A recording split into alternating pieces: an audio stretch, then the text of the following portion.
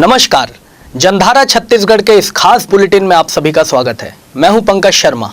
तो आइए शुरू करते हैं मेरे साथ छत्तीसगढ़ की 36 खबरों का ये सिलसिला सुपर फास्ट अंदाज। मुख्यमंत्री भूपेश बघेल ने अपने निवास स्थान में रक्षा बंधन का पर्व धूमधाम से मनाया। इस दौरान राजधानी रायपुर के टिकरापारा स्थित प्रयास एजुकेशन सोसाइटी की होनहार छात्राओं ने मुख्यमंत्री बघेल को राखी बांधी, जिसके बाद बच्चों की मांग पर मुख्यमंत्री बघेल ने उन्हें खेल सामग्री और डिजिटल ब्लैक बोर्ड के लिए 10 लाख रुपए की राशि की स्वीकृति दी, तो वहीं छात्राओं को उपहार भेंट कर उज्जवल भविष्य के लिए आशीर्वाद भी दिया। ब्रह्म कुमारी ईश्वरी विश्वविद्यालय रायपुर की कमला दीदी और सविता दीदी ने भी मुख्यमंत्री भूपेश बघेल को राखी बांधी और उनके सुखमय जीवन की कामना की। राजधानी रायपुर में तृतीय लिंग समुदाय के लोगों ने भी रक्षा बंधन के पर्व को अनोखे अंदाज में मनाया। उन्होंने पेड़ पौधों को तिलक लगाकर राखी बांधी और पेड़ों की रक्षा करने की शपथ भी ली। छत्तीसगढ़ प्रदेश कांग्रेस के अध्यक्ष मोहन मरकाम ने कोंडागांव में रक्षा बंधन के पर्व को कुछ अलग अंदाज में मनाया। मरकाम ने पर्यावरण संरक्षण का संदेश देते हुए साल के पेड़ को रक्षा सूत्र बांधा। और बालोद जिले के दल्लीराजहरा क्षेत्र के कच्चे दफाई में स्थित शासकीय प्राथमिक शाला के बच्चों ने रक्षाबंधन का पर्व अनूठे अंदाज में मनाया। स्कूली बच्चों ने जिले के पर्यावरण प्रेमी वीरेंद्र सिंह के साथ मिलकर पेड़ों को रक्षा सूत्र बांधकर पर्यावरण संरक्षण की शपथ भी ली। बीते कई दिनों से राजधानी रायपुर में आंदोलनरत संविदा विद्युत कर्मियों ने अब अपना आंदोलन समाप्त कर दिया है। विद्युत विभाग द्वारा मिले आश्वासन के बाद यह आंदोलन समाप्त किया गया है। अब विद्युत विभाग संविदा में काम करने वाले कर्मचारियों का वेतन बढ़ाएगा, साथ ही विभाग में भर्ती संविदा कर्मचारियों को प्राथमिकता भी मिलेगी। गरियाबंद पुलिस ने अवैध कट्टे के साथ एक युवक को गिरफ्तार किया है। मिली जानकारी के अनुसार पुलिस को मुखबिर से सूचना मिली थी कि जिला अस्पताल के सामने एक अज्ञात युवक संदिग्ध अवस्था में घूम रहा है। सूचना मिलने से ही मौके पर पुलिस वहां पहुंची। पुलिस की टीम को देखकर युवक ने देसी कट्टे को हवा में लहराने की कोशिश की, जिसके बाद पुलिस ने उसे गिरफ्तार कर लिया। दंतेवाड़ा जिले के फरसपाल गांव के सरपंच अनिल कर्मा ने अनोखे अंदाज में रक्षा बंधन का पर्व मनाया। उन्होंने बहनों से राखी बंधवाने की बजाय साथ मिलकर गांव में पौधे लगवाए। पौधारोपण के बाद सभी बहनों को बतौर उपहार 5-5 लीटर पेट्रोल भी दिया। सरपंच ने कहा कि पेड़ तो कम हो ही रहे हैं, साथ में देश में दिनों दिन महंगाई बढ़ती जा रही है। और छत्तीसगढ़ के कांकेर में 2 बाइकों की टक्कर में 2 युवकों की मौत हो गई, जबकि 2 बच्चे इस घटना में घायल हो गए। दोनों बच्चों की उम्र करीब 1 साल है। पुलिस ने दोनों बच्चों को अस्पताल में भर्ती कराया है। मारे गए दोनों युवकों की अभी पहचान नहीं हो सकी है। यह हादसा भानुप्रतापपुर क्षेत्र में रेलवे ओवरब्रिज के पास हुआ।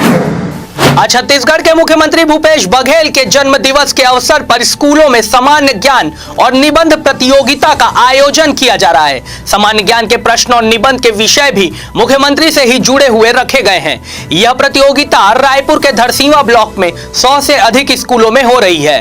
प्रतियोगिता में बाजी मारने वाले स्टूडेंट्स को पुरस्कृत भी किया जाएगा। बच्चों को छत्तीसगढ़ की लोक संस्कृति को बढ़ावा देने में मुख्यमंत्री भूपेश बघेल का योगदान, इस विषय पर 250 शब्दों में यह निबंध लिखना होगा। आज शाम 4 बजे खारून नदी में महादेव घाट के पास नौकायान प्रतियोगिता का आयोजन क्षेत्र के विधायक विकास उपाध्याय ने किया है। मुख्यमंत्री भूपेश बघेल इस प्रतियोगिता के दौरान महादेव घाट पहुंचेंगे। इस प्रतियोगिता में शामिल सभी नाविकों को प्रशस्ति पत्र और पुरस्कार भी प्रदान किया जाएगा। दंतेवाड़ा जिले में डीएसपी अंजू कुमारी ने सरेंडर कर चुके नक्सली हिडमा की कलाई में रक्षा की डोर बांधी। उन्होंने हिडमा से समाज की मुख्य धारा से ही जुड़कर और जनहित के काम करने का वचन भी लिया। अंजू ने हिडमा से कहा कि अब हम दोनों भाई बहन मिलकर देश की सेवा करेंगे। ऐसा पहली बार है जब किसी महिला पुलिस ऑफिसर ने सरेंडर कर चुके नक्सली की कलाई में राखी बांध उसे अपना भाई बनाया है। बिलासपुर स्थित सिम्स से बच्चा चोरी कर भागने वाली युवती को आरपीएफ ने गिरफ्तार किया है। बच्चा चोरी कर युवती दिल्ली बेचने जा रही थी। सूचना पर आरपीएफ ने युवती को मध्य प्रदेश के उमरिया रेलवे स्टेशन पर संपर्क क्रांति एक्सप्रेस ट्रेन से पकड़ा है। पकड़ी गई युवती बिलासपुर के ही जगमल चौक की रहने वाली रितु यादव बताई जा रही है। और राजधानी रायपुर समेत पूरे प्रदेश की सराफा दुकानें आज बंद रहेगी। हॉलमार्क की अनिवार्यता के विरोध में सराफा एसोसिएशन ने आज दुकानें बंद रखने का निर्णय लिया है। इधर छत्तीसगढ़ की राज्यपाल अनुसुईया उइके ने रक्षाबंधन के अवसर पर राजभवन के अधिकारी कर्मचारियों को राखी बांधी। राजभवन में पहली बार ऐसा आयोजन हुआ है जहां राज्यपाल ने रक्षाबंधन का त्यौहार मनाया हो। साथ ही राज्यपाल को ब्रह्म कुमारी बहनों ने भी राखी बांधी है। छत्तीसगढ़ के चारामा के पलेवा में तेंदुआ एक मकान में घुसकर सो रहे बुजुर्ग को उठा ले गया। बुजुर्ग की लाश बाड़ी से बरामद की गई। तेंदुआ पिछले सप्ताह भर से लगातार दिन दहाड़े गांव में घुस रहा था, लोगों पर हमला भी कर रहा था। अब उसके आदमखोर होने से ग्रामीणों में दहशत का माहौल है। ग्रामीणों पर तेंदुए के सीधे हमला करने की आशंका अब बढ़ गई है। और रिसाली के पीपर छेड़ी में 16 मवेशियों की मौत के बाद प्रशासन सकते में है। इसे रोका छेका अभियान की असफलता के तौर पर देखा जा रहा है। लिहाजा सभी निकायों ने अब डेयरी संचालकों पर नकेल कसना भी शुरू कर दिया है। रिसाली निगम ने इसकी पहल की है। आयुक्त ने सभी डेयरी संचालकों को बुलाकर हिदायत दी कि यदि अब एक भी मवेशी सड़क पर दिखे तो उनकी खैर नहीं। कवर्धा जिले में महिला उत्थान मंडली ने 17वीं बटालियन के जवानों को रक्षा सूत्र बांधकर उनके उज्जवल भविष्य की मंगल कामनाएं की। वहीं नौजवानों के उत्तम स्वास्थ्य के लिए एवं सुरक्षा के लिए महामृत्युंजय मंत्र का भी जप करवाया। सारंगगढ़ के प्रतापगंज बिलासपुर रोड में स्थित लक्ष्मी ज्वेलरी शॉप में देर रात चोरों ने एक बड़ी वारदात को अंजाम दिया। अज्ञात चोरों ने संचालक के घर से होते हुए शटर को तोड़कर 40 किलो चांदी ले भागे। वारदात का सुराग मिटाने आरोपी सीसीटीवी कैमरे का हार्ड डिस्क भी लेकर फरार हो गए। फिलहाल पुलिस चोरों की जांच कर रही है। और दंतेवाड़ा जिले के बचेली थाना क्षेत्र के दुगेली पाढ़ापुर इलाके में नक्सली वर्दी व नकली हथियार के दम पर लूट करने वाले गिरोह का मास्टरमाइंड घटना के 2 हफ्ते के बाद भी पुलिस गिरफ्त से बाहर है। बचेली पुलिस ने 3 अगस्त को इस मामले का पर्दाफाश करते हुए 3 नाबालिग छात्रों को गिरफ्तार कर लिया, पर सरगना चंदू कर्मा तक नहीं पहुंच पाई। टिकनपाल निवासी चंदू कुआकोंडा की वर्तमान जनपद अध्यक्ष जोगी कर्मा का पुत्र है। आरोप है कि सत्ताधारी दल का राजनीतिक संरक्षण होने की वजह से पुलिस चंदू को गिरफ्तार करने में रुचि नहीं दिखा रही है।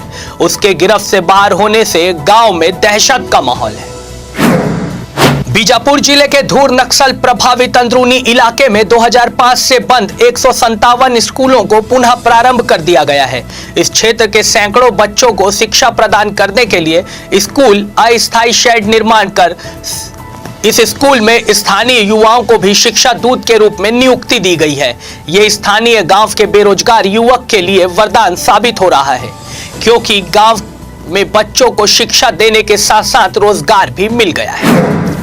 चीट फंड के निवेशकों की पैसा वापसी के लिए राज्य शासन के द्वारा आवेदन लिए जा रहे थे। शुरुआत में इसकी अंतिम तिथि 6 अगस्त निर्धारित की गई थी, लेकिन आवेदकों की बढ़ती संख्या को देखते हुए तिथि बढ़ाकर 20 अगस्त कर दी गई थी। बेमेतरा में अंतिम दिन 3000 से अधिक निवेशकों ने आवेदन पत्र जिला कार्यालय में जमा कराए हैं। वन मंत्री मोहम्मद अकबर पुलिस परीक्षण अकादमी परिसर चंदखुरी में वन महोत्सव 2021 के अंतर्गत छत्तीसगढ़ सिख समाज द्वारा आयोजित पौधारोपण कार्यक्रम में शामिल हुए। इस अवसर पर उन्होंने कहा कि छत्तीसगढ़ राज्य ने देश भर में 74% लघु वनोपज की खरीदी की है। इसके लिए भारत सरकार से 11 राष्ट्रीय पुरस्कार मिलना वन विभाग की सबसे बड़ी उपलब्धि है। मंत्री ने आगे कहा कि बहुत बड़े वन क्षेत्र होने के कारण छत्तीसगढ़ में पर्यावरण का संतुलन भी बना रहता है। प्रदेश के मुख्यमंत्री भूपेश बघेल के जन्म दिवस के मद्देनजर आज शहर में सुरक्षा और पार्किंग तक के पुख्ता इंतजाम किए गए हैं। सीएम हाउस से 5 किलोमीटर के दायरे में पुलिस तैनात रहेगी। जन्मदिन की बधाई देने सीएम हाउस पहुंचने वालों को चेकिंग करने फिक्स पॉइंट भी बनाए गए हैं। ट्रैफिक से सुरक्षा तक करीब 300 पुलिस जवानों को तैनात किया गया है। करीब 50 जवानों को बाइक और 4 पहिया वाहन से पेट्रोलिंग में भी लगाया गया है। बगैर जांच किसी को भी आज सीएम हाउस की तरफ जाने की अनुमति नहीं दी जाएगी। इधर पूरे प्रदेश में बीते रविवार को केवल 239 लोगों ने ही कोरोना का टीका लगवाया। रायपुर सहित 24 जिलों में तो एक भी व्यक्ति ने टीका नहीं लगवाया। केंद्र सरकार की कोविड पोर्टल से मिली जानकारी के मुताबिक रविवार को प्रदेश भर के 613 केंद्रों पर टीकाकरण हो रहा था। इसमें केवल एक केंद्र निजी क्षेत्र का था, जिसके बावजूद लोग टीका लगवाने नहीं पहुंचे। बिलासपुर के खूंटा घाट में एक प्रेमिका ने नाराज होकर डैम में कूदकर खुदकुशी करनी चाहिए।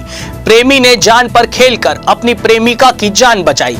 खूंटा घाट पर्यटन स्थल पर इस तरह की घटना पहले भी हो चुकी है। इससे पहले एक व्यक्ति उसी तरह के स्थिति में रात भर नदी में फंसा रहा। पर्यटन स्थल पर जिला प्रशासन की तरफ से सुरक्षा की व्यवस्था नहीं है, न ही जिम्मेदार अधिकारी कर्मचारी यहां मौजूद रहते हैं। यही कारण है कि इस तरह के हादसे आए दिन यहां होते रहते हैं। छत्तीसगढ़ के मुख्यमंत्री भूपेश बघेल का आज जन्मदिन है। आज राजधानी रायपुर समेत प्रदेश भर के कांग्रेस नेता और कार्यकर्ता अपने चहेते नेता भूपेश बघेल का जन्म दिवस मनाएंगे। इस दौरान राजधानी में दोपहर 12:30 बजे से 4 बजे तक मुख्यमंत्री निवास में ओपन हाउस का कार्यक्रम रखा गया है। कार्यक्रम में उन्हें बधाई देने आम कार्यकर्ता से लेकर सभी जनप्रतिनिधि भी जा सकेंगे।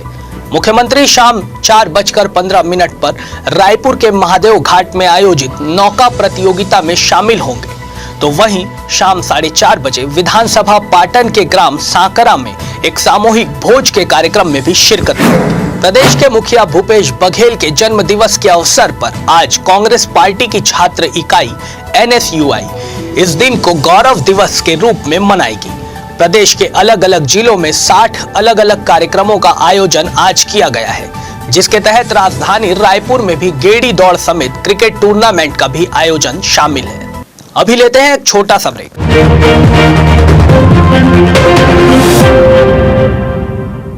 VIP न्यूज नया चैनल शुरुआत आज हो रहा है। मैं अपनी ओर से ढेर सारी शुभकामनाएं कि छत्तीसगढ़ की आवाज बने। मुझे बड़ी प्रसन्नता है ये जान के कि VIP न्यूज के नाम से एक नया चैनल छत्तीसगढ़ में लॉन्च हो रहा है और उसमें छत्तीसगढ़ के हितों का, छत्तीसगढ़ के संस्कृति का, छत्तीसगढ़ के संरक्षण का, छत्तीसगढ़ के विकास का और छत्तीसगढ़ के उन्नति का, इन्हीं बातों पर ये आधारित होगा। मैं इसके लिए आप सबको बधाई देता हूँ और अपेक्षा करूँगा कि बहुत जल्द ही आप छत्तीसगढ़ियों के दिल को जीत पाएंगे। ये मेरी शुभकामनाएं हैं। ये चैनल हमारे छत्तीसगढ़ के न केवल समस्याओं को ध्यानाकर्षित कराएंगे बल्कि उस समाधान के लिए सार्थक पहल भी। इसके साथ में हमारे छत्तीसगढ़ की जो संस्कृति है, हमारे कल्चर है, लोक शैली, लोक भाषा, लोकगीत और छत्तीसगढ़ की हमारी जो परंपरा है, तीज त्योहार हैं, आपके चैनल के माध्यम से सबको देखने का अवसर प्राप्त होगा। सबसे पहले मैं VIP न्यूज और पूरे VIP न्यूज परिवार को बधाई देना चाहता हूँ, शुभकामनाएं देना चाहता हूँ। जिस प्रकार से एक पत्रकार, एक मीडिया को होना चाहिए, उस प्रकार से आज की परिस्थितियों को उजागर करना और सच्चाई को बताना अगर कोई कर सकता है तो मीडिया उसको कर सकती। हजारों और लाखों करोड़ों की बातों को अगर हम नहीं पहुंचा पा रहे हैं या अगर जनता तक पहुंचाना है तो उसको सिर्फ और सिर्फ मीडिया उसको पहुंचा सकता है। मैं लोकतंत्र के चौथे स्तंभ मीडिया को धन्यवाद और बधाई देना चाहता हूं। आपके VIP परिवार को भी बधाई देना चाहता हूं। देखो, ये VIP न्यूज जो है आज नया आवा थे और कोई भी न्यूज हो, न्यूज तोला मानता हमन गांव के आम आदमी की जो बात रखा है। ये चैनल उसी प्रकार के ये प्रदेश के, देश के एक नंबर चैनल बनाए, ऐसे VIP चैनल पर मोर शुभकामना है। VIP चैनल के शुभारंभ पर मैं VIP चैनल के समस्त टीम को बधाई और शुभकामनाएं देता हूं और यह उम्मीद करता हूं कि जिस प्रकार से समाचार जनता तक पहुंचना चाहिए और जनता की आवाज़ बनना चाहिए, उस कर्तव्य का निर्वहन VIP चैनल और इसकी टीम करेगी।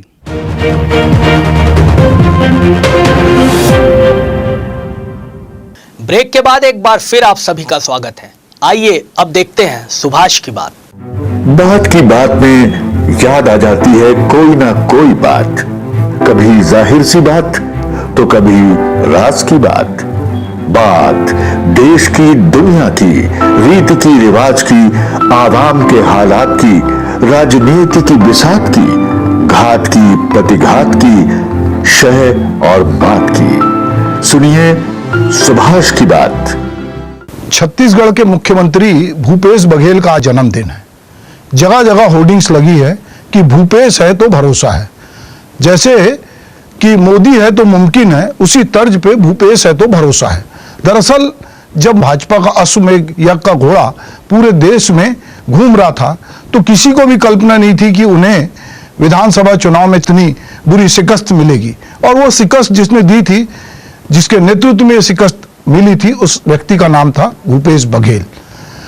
झीरम घाटी में जब कांग्रेस के बड़े नेता मारे गए और उसके बाद भूपेश बघेल को छत्तीसगढ़ कांग्रेस का नेतृत्व मिला तो उन्होंने पदयात्राएं की, जमीनी दौरे किए। चूंकि वो किसान हैं और एक उनके अपने जुझारू तेवर हैं और वो अपने तेवर के कारण जाने जाते हैं, तो उन्होंने पूरे छत्तीसगढ़ में कांग्रेस में एक नई ताकत पैदा की और उस ताकत के भरोसे उन्होंने पूरे देश में जो कांग्रेस सबसे ज्यादा बहुमत से कहीं जीती तो वो छत्तीसगढ़ था। यही वजह है कि मध्य प्रदेश में भी कांग्रेस का राज था, पर वो बहुत दिन नहीं चला और वहां कांग्रेस की सरकार गई और भाजपा की सरकार है। पर छत्तीसगढ़ में ऐसा नहीं हुआ। यहाँ 2.5 साल की बात हुई और कहा कि भूपेश बघेल 2.5 साल के मुख्यमंत्री हैं। वो बात भी अब हाशिए पे चली गई और भूपेश बघेल लगातार अपने फैसलों के कारण, अपनी ग्रामीण छवि के कारण और किसान गरीब इनके साथ जुड़े होने के कारण आज लोगों के बीच बहुत लोकप्रिय है। छत्तीसगढ़ी अस्मिता को अपने साथ रखकर छत्तीसगढ़ के लोगों के हित चिंतक के रूप में पहचाने जाने वाले भूपेश के लिए ऐसे ही कांग्रेसी नहीं लिख रहे कि भूपेश है तो भरोसा है।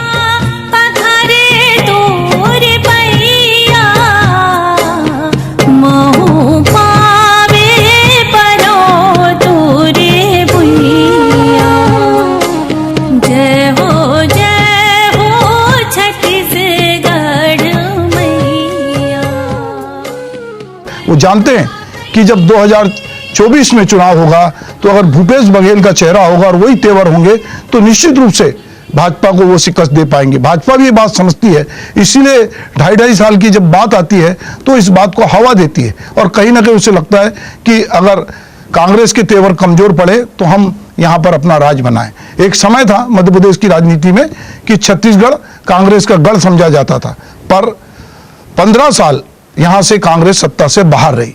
अजीत जोगी राज्य बनने के बाद पहले मुख्यमंत्री बने नवंबर 2000 में और 2004 में जब चुनाव हुआ तो भाजपा सत्ता में आई और डॉक्टर रमन सिंह मुख्यमंत्री रहे और वो 15 साल मुख्यमंत्री रहे। किसी ने सोचा नहीं था कि भाजपा इस बुरी तरह परास्त होगी और 15 विधायकों पे सिमट जाएगी। पर भूपेश बघेल जो कि पाटन जो यहाँ दुर्ग जिले में आता है, उसके वहाँ वो 1961 में 23 अगस्त को पैदा हुए। वो दुर्ग जिला कांग्रेस के अध्यक्ष रहे। उसके बाद वो लगातार उन्होंने राजनीतिक सफर किया। वो 2 बार लोकसभा का उन्होंने चुनाव भी लड़ा, दुर्ग संसदीय क्षेत्र से वो हारे, पर वो अपने विधानसभा क्षेत्र से भी चुनाव हारे, पर उनका तेवर भी कम नहीं हुआ, उनका संघर्ष भी कम नहीं हुआ। वो गांधी से बहुत प्रभावित हैं। वो उस तरह के कांग्रेसी नेता नहीं है जिनकी विचारधारा में कोई यहाँ वहाँ का डोलना होता है। वो अगर आरएसएस पे अटैक करते हैं तो पूरी तरह अटैक करते हैं। वो गांधी के साथ खड़े होते हैं तो पूरे खड़े होते हैं। इसलिए उनके जो भी निर्णय होते हैं वो गांधी के ग्राम स्वराज के आसपास होते हैं। उनके अपने तेवर हैं, इसलिए वो अपने तेवर के कारण जाने जाते हैं। यही वजह है कि पूरे प्रदेश में जब उनके जन्मदिन की बात हो रही है तो बार बार ये लिखा जा रहा है कि भूपेश है तो भरोसा है। ये भरोसा भूपेश कायम रखेंगे, इसलिए लग रहा है, क्योंकि अब चूंकि चुनाव तो 2024 में होंगे पर उसकी तैयारी भूपेश बघेल ने अभी से प्रारंभ कर दी है और लगातार अपने साथियों के साथ वो इस तरह के निर्णय ले रहे हैं कि छत्तीसगढ़ में कांग्रेस की सरकार फिर से आए और ग्रामीण क्षेत्र में उनका आधार बनता जा रहा है। कोरोना काल में जब पूरे देश में हाहाकार मचा था तब भूपेश बघेल ने अपनी दूरदर्शिता से मनरेगा जैसी योजना जो केंद्र की थी उसको आधार बना के उन्होंने ग्रामीण क्षेत्र में रोजगार का सृजन किया। उन्होंने जब गोबर खरीदी का फैसला किया तो लोगों ने उसका मजाक उड़ाया कि गोबर खरीद रहे हैं। जो बात कहते थे कि गुड़ गोबर हो गया, तो उन्होंने गोबर को गुड़ बनाने की एक जुगत की और उन्होंने 99 करोड़ 8 लाख रुपए का गोबर खरीदा है और अभी 26वीं किस्त उसकी जारी हुई है। चाहे किसानों से 2500 रुपए पे समर्थन मूल्य पे धान खरीदी की बात हो, चाहे राजू न्याय योजना की बात हो, गोधन योजना की बात हो, या ग्रामीण खेतिहर मजदूरों को पैसे देने की बात हो, ये सारे निर्णय उन्होंने इस तरह से लिए हैं और वो लगातार इस तरह से निर्णय ले रहे हैं। तो उनके जन्मदिन पे जो पूरा उत्साह का वातावरण दिख रहा है, तो ये कहीं ना कहीं उस नेता के प्रति है जिस पर भरोसा है। तो इसीलिए लोग कह रहे हैं कि भूपेश है तो भरोसा है। कुछ दिनों पहले ही जिला खनिज न्यास नियंत्रण के मामले में केंद्र सरकार ने छत्तीसगढ़ की कांग्रेस सरकार को बड़ा झटका देते हुए डीएमएफ शासी परिषद के अध्यक्ष पद से प्रभारी मंत्रियों को हटाने का निर्देश दिया है। वहीं इस निर्देश में जिले के कलेक्टरों को इसका अध्यक्ष बनाए जाने की भी बात कही गई है। केंद्र सरकार के इस फरमान के बाद अब प्रदेश में राजनीति अपने चरम पर है। केंद्र सरकार के इस निर्देश के बाद विपक्ष के नेता भला कैसे चुप बैठ सकते हैं। मामले में बीजेपी के पूर्व मंत्री बृजमोहन अग्रवाल का बयान भी सामने आया है। उन्होंने राज्य सरकार को ही इसके लिए जिम्मेदार बताया है। साथ ही डीएमएफ में भ्रष्टाचार किए जाने जैसे कई गंभीर आरोप भी सरकार पर लगाए हैं। राज्य सरकार ने स्वयं ने ऐसी परिस्थिति पैदा की जिन परिस्थितियों के कारण केंद्र सरकार को पूरे देश के लिए आदेश निकालना पड़ा कि कलेक्टर ही उसके अध्यक्ष होंगे। उन्होंने कांग्रेस के सांसदों को उसका मेंबर बना दिया, बीजेपी के सांसदों को उसका मेंबर नहीं बनाया, बीजेपी के विधायकों को नहीं बनाया। तो ये सरकार हर चीज में राजनीति कर रही है। जो जनप्रतिनिधि है वो चुना हुआ है, सभी जनप्रतिनिधि बराबर है। अभी रायपुर का मेकारा का जो जनभागीदारी समिति है, ये पहली बार हुआ है, उसमें सब एमएलए होना चाहिए, मुझे उसमें नहीं रखा। तो जिस प्रकार से ये सरकार काम कर रही है और इस प्रकार के, क्योंकि सरकार डीएमएफ के फंड में जितना बड़ा भ्रष्टाचार है अगर उसकी जांच हो जाए तो मुझे लगता है कि बहुत लोगों को जेल की हवा खानी पड़ेगी। इतना बड़ा भ्रष्टाचार उसमें हो रहा है और इसलिए केंद्र सरकार को डीएमएफ के पैसे जिन क्षेत्रों में खनन के कारण वहां के लोगों का जीवन यापन में परेशानी खड़ी हुई है, उनके जीवन यापन करने में उनको सुविधा हो और वहां पर डीएमएफ के पैसे को खर्च कर उनको सुविधा उपलब्ध करवाई जाए, इसके लिए डीएमएफ के पैसे का उपयोग होना चाहिए। परंतु छत्तीसगढ़ की जो सरकार है वो अपने स्वयं के और अपने कार्यकर्ताओं के स्वार्थ के लिए डीएमएफ के का उपयोग लगातार कर रही थी। उसमें भारी भ्रष्टाचार हो रहा था और इसलिए केंद्र सरकार को ये निर्णय लेना पड़ा। केंद्र के फरमान और पूर्व मंत्री के बयान को लेकर कांग्रेस की खींच भी साफ साफ नजर आ रही है। कांग्रेस प्रवक्ता सुशील आनंद शुक्ला ने केंद्र के इस फैसले को देश की प्रजातांत्रिक व्यवस्था के साथ खिलवाड़ किया जाना बताया। वहीं बीजेपी सरकार के दौरान हुए घोटालों को लेकर भी भाजपा पर तीखा प्रहार किया है। देखिए, यदि 15 साल के भ्रष्टाचार के जांच कर दी जाए तो भारतीय जनता पार्टी के लगभग आधी से ज्यादा पूरी पार्टी जेल के भीतर में रहेगी। नान घोटाले में कौन भीतर रहेगा कोई नहीं सभी जानते हैं। जल के मामले में कौन भीतर रहेगा सभी जानते हैं। तो घोटाले की तो जनक है भारतीय जनता पार्टी। जहां तक डीएमएफ का सवाल है तो डीएमएफ में भारतीय जनता पार्टी की केंद्र सरकार ने जो किया वह लोकतांत्रिक प्रणाली के विरोध में है। देखिए, निर्वाचित जनप्रतिनिधियों के ऊपर में यदि आप प्रशासन तंत्र को, प्रशासनिक अधिकारियों को ऊपर बैठाने की कोशिश करेंगे तो कहीं न कहीं आप देश के प्रजातांत्रिक व्यवस्था के साथ खिलवाड़ कर रहे हैं। ये कैसे संभव है कि कलेक्टर अध्यक्षता करेंगे और मंत्री सदस्य के रूप में उसमें शामिल होंगे। और दूसरी बात, डीएमएफ का फंड इसलिए बनाया गया था कि उस क्षेत्र के विकास, जहाँ पे खनिज का उत्खनन होता है, उस क्षेत्र के विकास को किया जाए। और विकास का काम सही माने में जो क्षेत्र के जनप्रतिनिधि होते हैं उस क्षेत्र की आवश्यकता को बेहतर समझते हैं, न कि प्रशासनिक अधिकारी। तो कहीं न कहीं यह उनकी खींच है। बता दें कि प्रदेश में जिला खनिज न्यास प्रशासन को लेकर राज्य और केंद्र सरकार के बीच कई महीनों से खींचतान चल रही है। सबसे पहले केंद्र सरकार ने 23 अप्रैल को दिशा निर्देश जारी कर डीएमएफ शासी परिषद का अध्यक्ष कलेक्टरों को ही बनाने को कहा। वहीं प्रभावित क्षेत्रों के जनप्रतिनिधियों को सदस्य के तौर पर शामिल किए जाने को निर्देशित किया था, जिसके बाद जून में राज्य सरकार ने केंद्र को पत्र भेजकर इस पद पर प्रभारी मंत्रियों को ही बने रहने का आग्रह किया। इसके बाद भी कई पत्राचार केंद्र और राज्य सरकार के बीच हुए, लेकिन केंद्र ने अपना फैसला नहीं बदला। अब देखना यह होगा कि इसे लेकर राज्य सरकार का अगला कदम क्या होता है। जशपुर जिले के कांसाबेल क्षेत्र में भूपेश बघेल सरकार की गौठानों को प्राथमिकता देकर ग्राम विकास के साथ महिलाओं को आत्मनिर्भर बनाने वाली योजना जिले में ग्रामीण महिलाओं को खूब रास आ रही है। जिले की महिलाओं का समूह बांस से सुंदर टोकरियों का निर्माण कर रहा है। बांस से निर्मित इन रंग बिरंगी टोकरियों की मांग क्षेत्र के हाट बाजारों के बाद अब राजधानी रायपुर, भिलाई व अन्य शहरों में भी होने लगी है। कांसाबेल क्षेत्र के गोठान से जुड़ी ग्रामीण महिलाओं ने अपनी आर्थिक स्थिति सुदृढ़ बनाने के लिए 5 स्व सहायता समूह का गठन किया है। सभी महिला सदस्य गांव के आसपास जंगल और खेतों का अनुपयोगी छिंद घास से आकर्षक टोकरियां बनाकर अच्छी खासी आय ले रही हैं। प्रत्येक समूह की इन महिलाओं का कहना है कि इस घरेलू व्यवसाय से लगभग 2 दिन में ही 20,000 रुपए से अधिक मुनाफा मिल रहा है। मेरा समूह का नाम विज्ञान गंगा और मैं विज्ञान गंगा समूह की सदस्य हूँ और मेरा गांव का नाम है कटान पानी, शहर कछार, थाना कांसाबेल, जिला जशपुर, राज्य छत्तीसगढ़। और मैं ये टोकरी का काम कर रही हूँ। अभी तो घर में कर रहे थे और जब टोकरी का स्टार्ट नहीं किए थे तब खेती बाड़ी कर रहे थे, उसमें से अपना जीवन यापन कर रहे थे। और अभी टोकरी बनाने के लिए जब से शुरुआत की है बिहान समूह से जुड़े तब से, और अभी वन विभाग वाले प्रशिक्षण दिलवाए हैं अभी 2021 में, और वहां तक हम लोग बनाते अभी। टोकरियों के व्यवसाय के लिए महिलाओं के स्व सहायता समूह ने 60,000 रुपए का ऋण लिया था। अब ये 1.5 लाख रुपए की टोकरियां बेचकर सभी सदस्य मालामाल हो रहे हैं। गांव के आसपास ही छिंद घास पर्याप्त मात्रा में मिल जाने से इन महिलाओं को कच्चे माल में भी अधिक पूंजी नहीं लगानी पड़ रही है।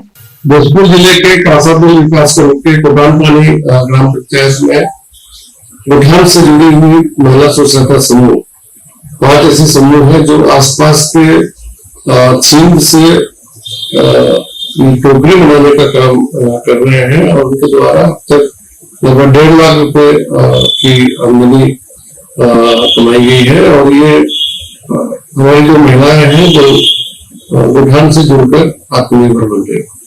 महिलाओं का कहना है कि गोठान योजना से उन्हें विकास की नई राह मिल रही है और उनकी आर्थिक स्थिति भी सुधरने लगी है। रिपोर्ट रायपुर। इस बुलेटिन में फिलहाल इतना ही। शाम 5:30 बजे फिर होगी आप लोगों से मुलाकात। तब तक मुझे दीजिए इजाजत।